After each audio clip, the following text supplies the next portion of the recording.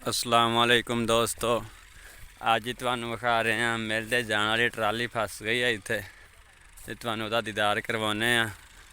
अज तुहाडे सामने 3 गड्डियां लगियां ने। अज इत्थे कणक बीजी हुई है इधर सारे इलाके अज जा रहे हैं असीं उन्हां दी तरफ। तुहानूं उन्हां दा माशाअल्लाह व्लॉग बना के विखाने। ओह वेखो जिन्हें टक्कर मारी है, ओह जी तुर पईयां ने। जी वेखो जी निकल गई माशाअल्लाह उन्हां दी ट्राली। जी अज तुहानूं सीन विखाने हैं जिथे उन्होंने फसाई सी ट्राली। जी माशाअल्लाह गन्ना तो चेक कर लो, गन्ना तो थोड़ा ही है, बहरहाल सिर्फ बेवकूफ़ी की वजह तो ट्राली उन्होंने थले बह गई तो वह जी अगली ट्राली जा रही है। जी चेक करो जी तुहानूं जिथे फसी वो जगह विखाने वेखो जी इस जगह ते ट्राली का टायर बह गया सी बिल्कुल। जी ट्राली का गन्ना लदे वेखो गड्डी जिन्हें जी पिछे धिक्का मारिया। वेखो जी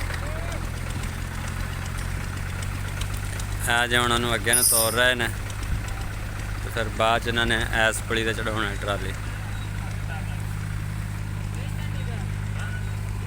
जी सड़क वाल उन्होंने लैके जानी है तो जी मोड़ के लैके आ रहे हैं वाहन दे विचों जी। जी गाजी गड्डी है जी वेख लो। ड्राइवर की ड्राइवरी कमज़ोर है, इस वजह से चस नहीं आ रही, गड्डी अगों उठ रही है। वेखो जी तुहानूं जूम करके विखा रहे हैं। चेक करो जी चस गड्डी दे विच सही तरह जान नहीं लग रही गड्डी करो।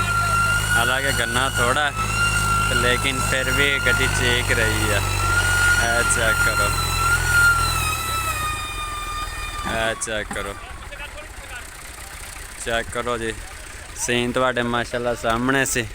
ड्राइवर भी फुल जोर लवाई जा रहा लेकिन ज़मीन जिहड़ी है वो पोली पोली है, इस वजह तो सही तरह चस नाल जोर लग नहीं रहा, ट्राली बह जाती है थले। जी हुण पिछों धिक्का लाण आ रहे हैं तो जी धिक्का लाणगे तो फिर ट्राली इंशाअल्लाह चढ़ जाएगी। तुहानूं जी मिलते जा रही है ट्राली, गन्ना लोड है उत्ते जनाब चेक कर लो। अज तुहानूं पिछों सीन विखाने टक्कर किवें लाउंदे ने। वेखो जनाब जी गड्डी मोड़ के लै आए ने। जनाब तुहानूं दूरों करके विखाने जनाब दोवें गड्डियां जनाब होवेगा ओ जनाब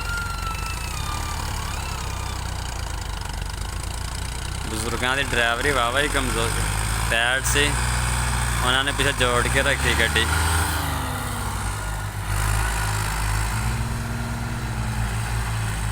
जनाब क्या मैं पीछे जोर ला के रख रहा, अगे चढ़ाई भी सी, इस वजह तो थोड़ी जी वाहवा मुश्किलात आ रही सी।